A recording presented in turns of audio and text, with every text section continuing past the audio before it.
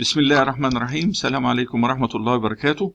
بنتكلم بإذن الله عن البلاستيك ثيوري والإلاستيك سيكشن مودولس والبلاستيك سيكشن مودولس والشيب فاكتور. العناصر دي بتتحسب إزاي ومصحوبة بمسائل محلولة على بركة الله. بالنسبة لنظرية البلاستيك والسورس بتاعنا اس باباكياتي البلاستيك ثيوري.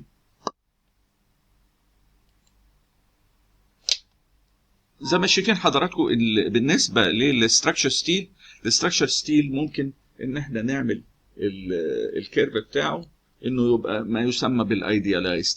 احنا كان الاول بيطلع لفوق في الجزء المستقيم، وبعدين بياخد جزء كيرفت، وبعدين بيمشي جزء افقي، وبعدين بيطلع لفوق وينزل في حاله الفراكشر. فقال لك احنا ممكن نعمل علاقه ستريس بالسترين كان بي ايديالايزد على 2 ستريت لاين. يبقى بيقول نمره 1 ستريس سترين ريليشن شيب كان بي ايديالايزد تو ستريت لاينز. الجزء الاولاني اللي احنا عارفينه لغايه الاف ييلد اللي هو بتاع الهوكس لو، اللي هو الاي ييلد، الاي بتساوي اف ييلد على الاي ييلد، والاي اللي احنا قلنا 29 في 1000 كي اس اي. وبين الجزء الافقي اللي هو المستقيم لغايه حاله الانهيار ان السترين بتاعه بيبقى كبير، والجزء بتاع الاسترس بتاعه ما زال اف ييلد. نمره 2 الكلمه المعروفه اللي احنا بنقولها ان البلين سيكشن before bending remains plane even after bending i.e. the shear deformation is neglected.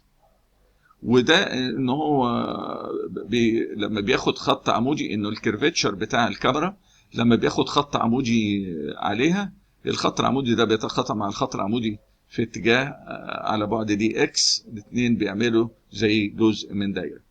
الاسامبشن الثالث بيقول لك the relationship between compressive stress and compressive strain is the same between tensile stress and tensile strain. يبقى دول الثلاثه اسامبشن، الخطين مستقيمين، وان العلاقه بين الكمبريسيف ستريس والكمبريسيف سترين هي نفس العلاقه بين بتاع التنسايل ستريس والتنسايل سترين. Plastic hinge, it is a section for which all the fibers have yielded and for any further loading rotation takes place as a section with resisting any moment.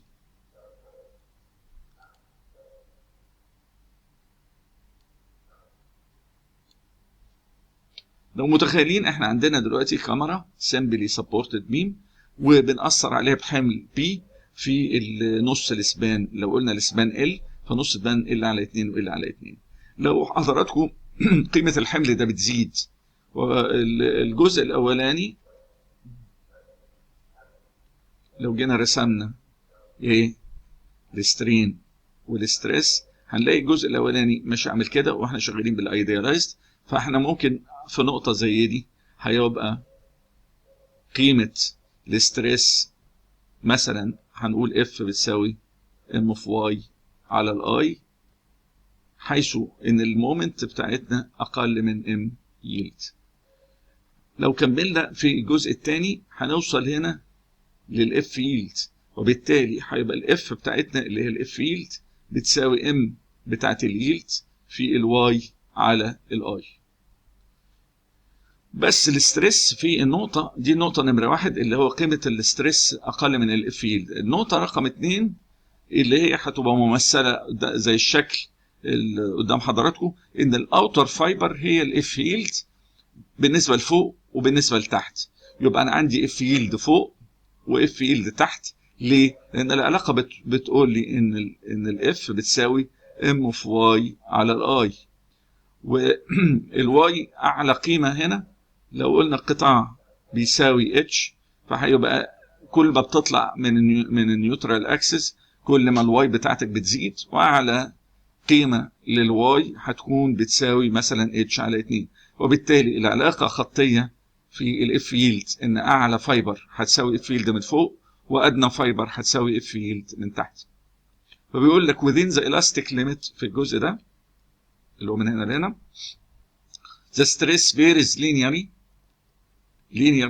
the top at the bottom fibers will have stress F yield. لكن افرض بعد كده انه زود بعد ما وصل لقيمه الاف ييلد بحمل معين، زود قيمه هذا الحمل، ايه اللي هيحصل؟ الفايبر اللي هو كان شايل اف ييلد مش هيقدر يشيل اكتر من اف ييلد، فالحمل الزياده هيروح لفين؟ هيبتدي يتوزع على الفايبرز اللي تحت منه. فتتخيل ان انت في نقطه زي النقطه رقم 3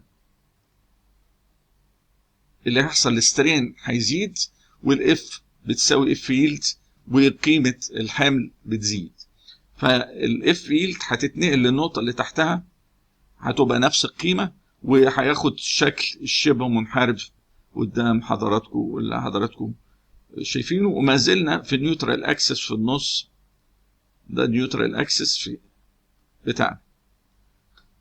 اي زياده في الحمل تاني يبتدي الفايبر التاني يشيل قيمه الزياده في الحمل، بيوصل لاف ييلد لغايه ما نوصل لغايه منطقه معينه اللي هي اخر حاجه في الايديالايزد كيرف، ان الاف ييلد متشال في نص الارتفاع من هنا، والاف ييلد متشال في نص الارتفاع الثاني، مع ملاحظه ان الجزء الفوقاني اللي فوق النيوترال اكسس نيجاتيف والجزء ده بوزيتيف.